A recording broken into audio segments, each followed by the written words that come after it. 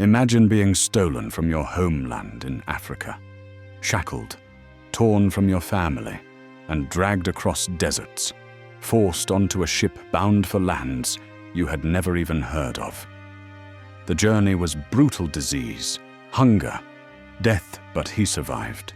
He didn't know it then, but fate was carrying him to the other side of the world, to war-torn Japan. There, in a land divided by swords and fire, he would stand before the most powerful warlord of the age, Oda Nobunaga. And in that moment, the world would change forever. This is not myth. This is history. This is the story of Yasuke the African who became a samurai. Long before he set foot in Japan, Yasuke was a boy of Africa. His true birthplace is lost to history. Some say Mozambique, others Ethiopia or Sudan.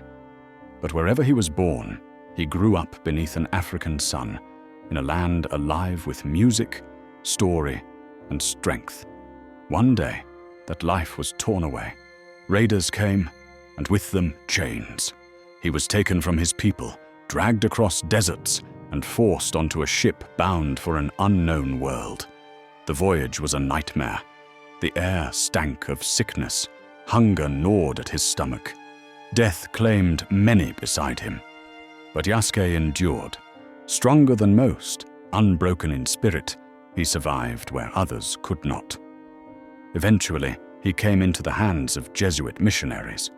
To them, he was both a servant and a guard, a man whose towering frame and presence made him impossible to ignore.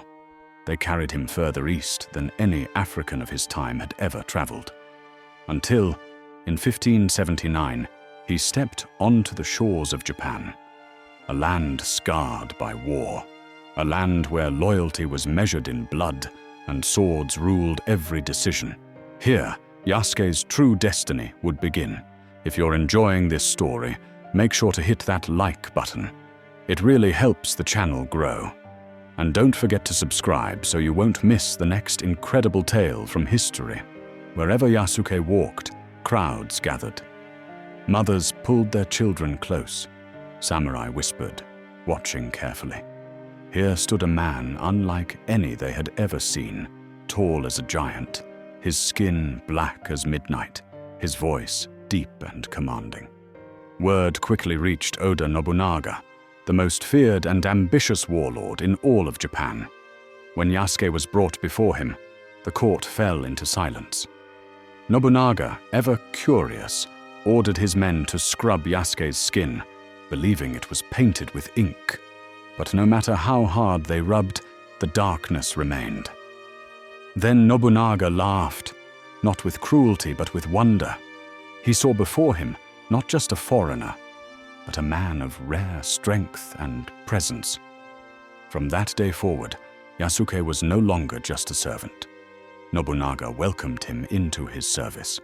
Sword by sword, battle by battle, Yasuke proved his worth. He learned the code of the samurai discipline, honor, loyalty. He fought alongside Nobunaga's warriors, and his strength on the battlefield was undeniable. Impressed, Nobunaga did something extraordinary. He gave Yasuke his own residence, he gave him riches, and above all, he gave him a sword, the symbol of a true samurai. For the first time in history, a man from Africa had become one of Japan's warrior elite. Yasuke had risen from slavery and chains to honor and steel. But even the greatest rise cannot escape the cruelty of fate. In 1582, betrayal struck. Akechi Mitsuhide, one of Nobunaga's most trusted generals, turned against him. At Honnoji Temple in Kyoto, Nobunaga was trapped. Flames and steel closed in as Mitsuhide's men surrounded the temple. Yasuke fought like a storm, cutting down attackers with furious strength. But even his power could not turn the tide. Inside the burning temple, Nobunaga made his choice. Rather than face capture and humiliation, he performed seppuku death by his own blade. The warlord who had dreamed of uniting Japan died by fire and steel. and Yasuke could only stand powerless as his master's life ended. After the fall of Nobunaga, Yasuke himself was captured. The Japanese debated what to do with him. Some saw him as a warrior, others as a foreigner who did not belong. In the end, Yasuke was spared execution, but stripped of his samurai title. He was returned to the Jesuits, his place in history seemingly erased. What became of Yasuke after this? History is silent. Did he return to Africa?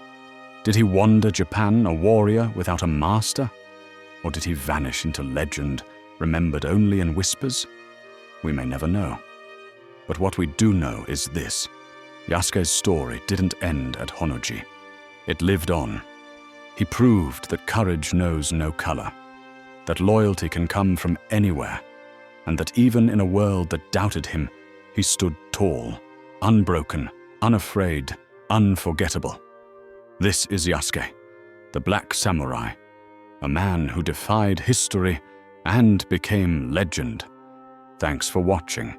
If you want to explore more amazing stories from history, check out the other videos on my channel. And if you haven't already, subscribe now and join our growing community. Your support helps keep these stories alive.